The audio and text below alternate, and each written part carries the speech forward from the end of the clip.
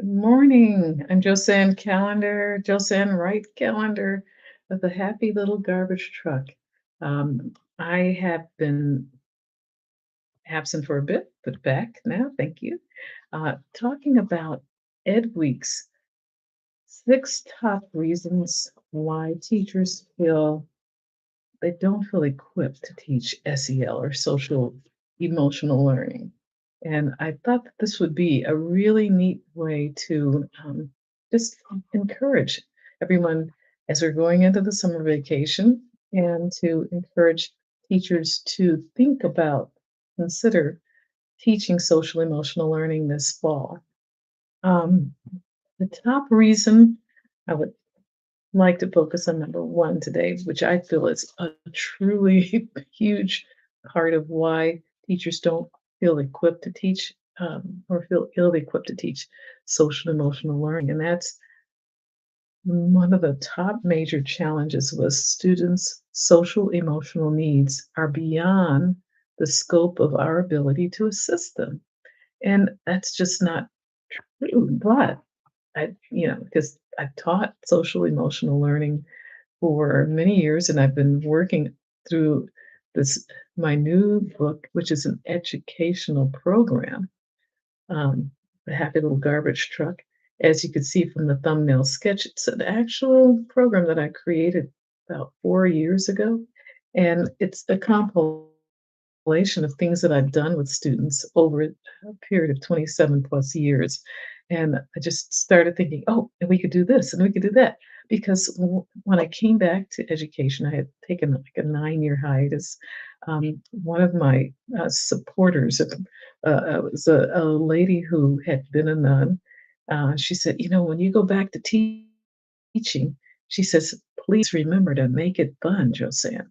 And I said, that's an interesting perspective. Of course, it's going to be fun, but I didn't realize that a lot of people, teachers would just go in, like they're going into the trenches and, the stern face, and we're going to teach math, we're going to teach reading. And I said, oh, kids like to have a good time, a fun time. And so this is number one.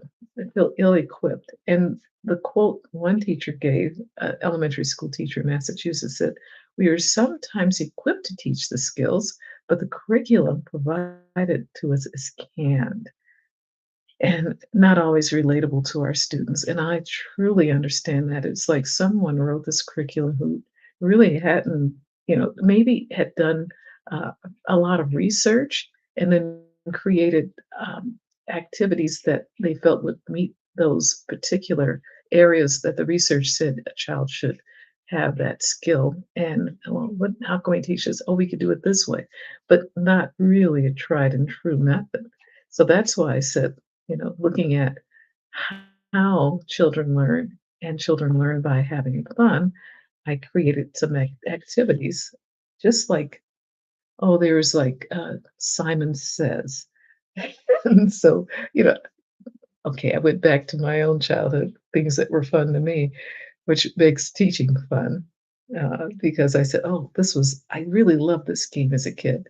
And, how many of us remember things we did as children? Yeah, a lot of us do. Simon Says, I had a happy face and a sad face.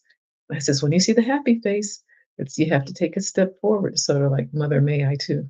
Simon Says, take a step forward when you see the happy face and smile. And so when I showed the happy face, they took a step forward and they smile. Okay, but you have to remember it's only with the happy face. And so I would show it like 2 or 3 times, and I'd show the sad face, and they would stand there. And I says, okay, you see the sad face, you could look sad, but, only for a little bit. And so we would continue to, and the kids love this game. And so, I mean, just things like that, just to differentiate between happiness and sadness. And then we would talk about things that would make us happy and things that would make us not feel that great. And in my scripted teacher's guide, I said, how about if your pizza falls on the floor? You finally get the pizza or you can finally get the ice cream cone. Yay. Then it falls.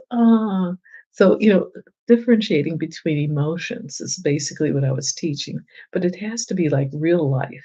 So It's teachable. It doesn't have to be canned. And let's go back to making teaching and learning fun. Okay, we'll talk with you later. Have a wonderful day and have fun with the kids. Bye-bye.